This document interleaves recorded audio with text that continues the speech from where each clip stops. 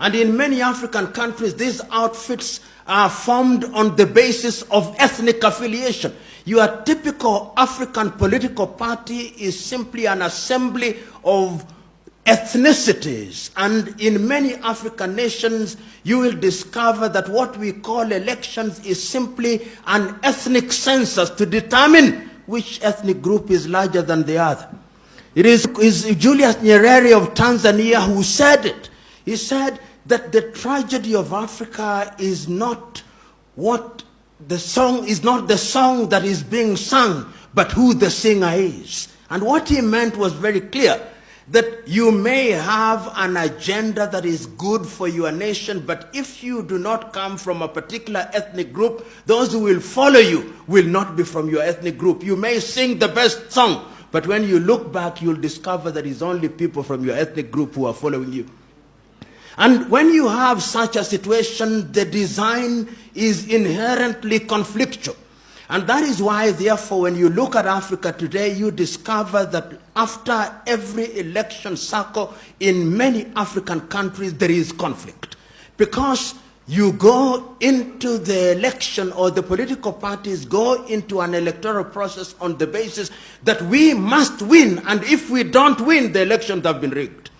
In other words, we place so much premium on the presidency, and you'll see in many African countries, entry into government is like winning a lottery.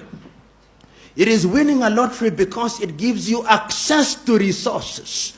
And therefore people claim the president. If you are in a country, you say, and one of your own means a son, they are normally sons.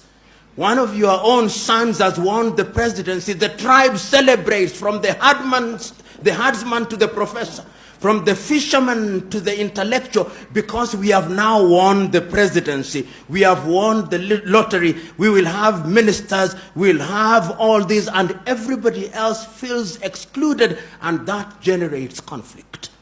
And we have seen it, whether if we don't see it in Gabon, we see it in Guinea-Bissau. If we don't see it in Guinea-Bissau, we see it in Kenya. If we don't see it in Kenya, we see it in South Sudan. So that in South Sudan, if one were to ask them, what is the problem? The contest is of an ethnic kind. They are contesting because one of our own must occupy the state house.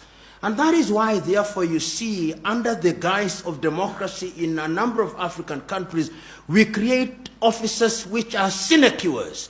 You will have a president, you'll have a deputy president, you'll have a second deputy president, you'll have a prime minister, first prime minister, first second prime, all those useless offices which make no sense, because you have to appoint people into those offices and give them a motorcade so that when they go to their villages, they look important and the people own them as ours.